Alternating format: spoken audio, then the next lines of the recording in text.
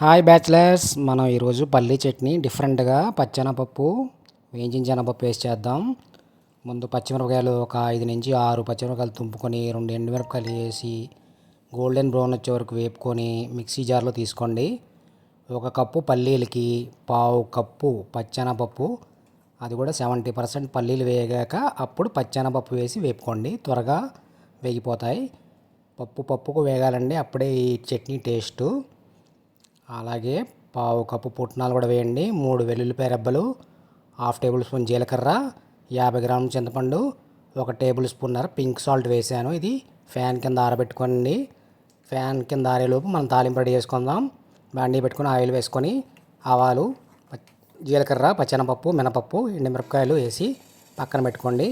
ఇప్పుడు మనం పక్కన పెట్టుకుని ఆరబెట్టుకున్నాం కదండి మిక్సీలో, ఎంత ఒక 3 తిప్పులు తిప్పండి, అంతేనండి. ఈజీగా అయిపోతుంది ఈ చట్నీ. కొద్దిగా వాటర్ వేసుకొని మరీ చిక్కగా కాకుండా మరీ పలచగా కాకుండా మీరు మధ్యస్థంగా ఇట్లా పెట్టుకుంటే రెడీ అండి చట్నీ. ఇప్పుడు మనం ఇడ్లీ వేసుకుందాం విడివిడిగా.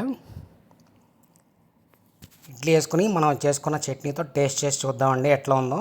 ఇడ్లీ వేసుకొని మనం చేసుకున్న చట్నీతో నేను టేస్ట్ చేసి చూస్తున్నానండి. ముంచుకొని తింటే ఉందండి. అబ్బబ్బబ్బా! సబ్స్క్రైబ్.